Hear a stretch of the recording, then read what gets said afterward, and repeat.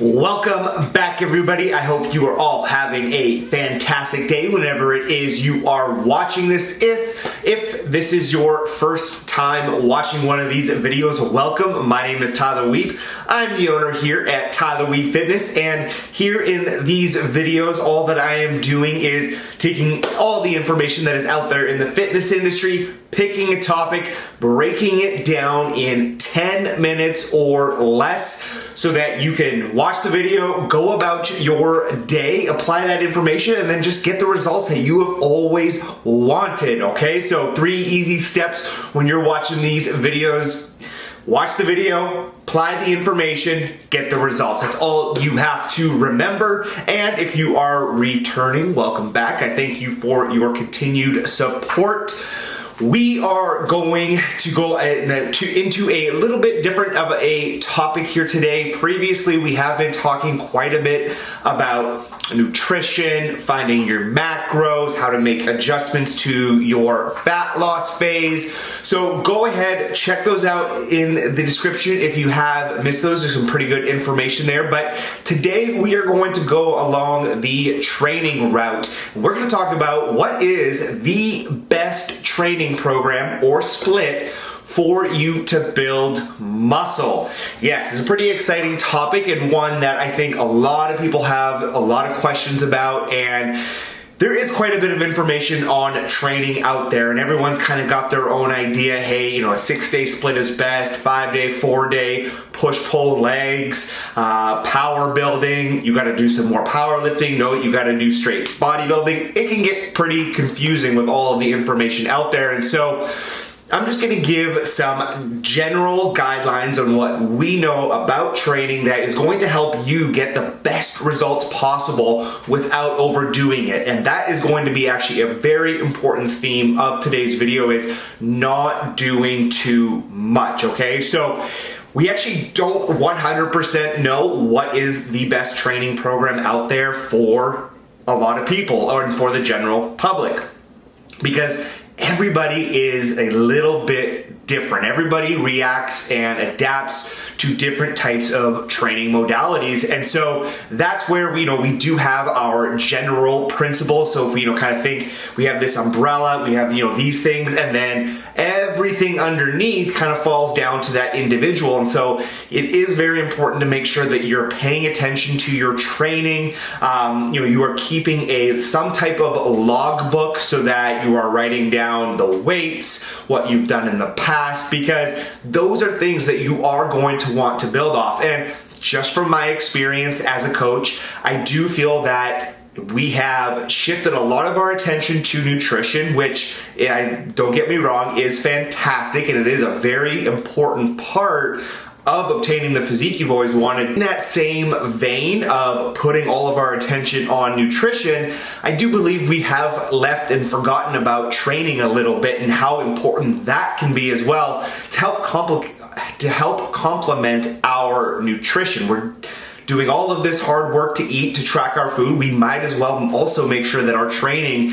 is where it needs to be to take advantage of all of those other things that we are doing. So let's go ahead and dive into it a little bit more here now. This might be a little bit surprising for some of you, but in the gym is not necessarily where we truly build our muscle. Yes, training hard is important, pushing the limits is important, but it is within our recovery from our training sessions where we are going to make most of our progress. So making sure that you have things like your sleep, your water intake, even maybe your sodium intake. We're managing our stress quite well. All of those things are going to play a pretty big role in making sure that we are progressing within our physique. And of course, hitting our macros and being consistent with that, even when we are in a building phase, not just when we are dieting. And so if we don't have all of those things down pat and we're doing quite well with a lot of consistency,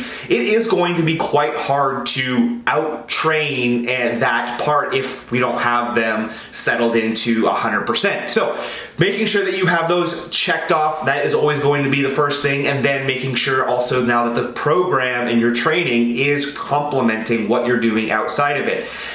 And when it comes to training, this is just my philosophy. This is what I think, tends to get the best results for most people. Again, I know that there's plenty of other opinions out there, and I am not saying that I am the right one, but this is what I've just kind of noticed throughout my time as coaching with my clients, and then even as well as myself. So less is more. That is going to be my philosophy. I am a big believer in quality over quantity, exactly because of that recovery component. If we are just not allowing ourselves to recover in between sessions, we are doing far too much in the gym. We're there for 90 minutes, 2 hours, just as a person trying to get fit. Well, there's probably a good chance we're not overtraining, but we are wasting a lot of our energy, and we most likely could be doing a lot less, getting the same, if not more results, because we are doing less. We are spending more time recovering, okay? But for general principles, if we're looking to build a bit of a program here, in terms of how many sets we are looking at for a week, we are looking at between anywhere from 10 to 20 total sets per week for each body part. Because there is such a wide range, I always recommend starting at the lowest end of that or close to it and building your way up. Again, it's always going to be a lot easier to add in more volume than it is to take away. And also, we want to make sure that we are making progress on as little as possible, because the way the body adapts is that you're always going to be doing more. So if we have the opportunity to do less and get great results, well, then that's something that we do want to take advantage of. And if you are a beginner, even on the low end of intermediate, which again, just based off of my experience, most people are within that realm, then you very much only have to do very little, and you're still going to be able to make all kinds of progress on anywhere from 10, 12, 13, 14 sets per week on a body part. So for that's all we're looking at. You do then just want to make sure, hey, like this is the body part. I might maybe want to prioritize this block, and you can add in a little more sets for that given body part. Frequency, how many days a week you should be training, this is going to again vary based upon your schedule.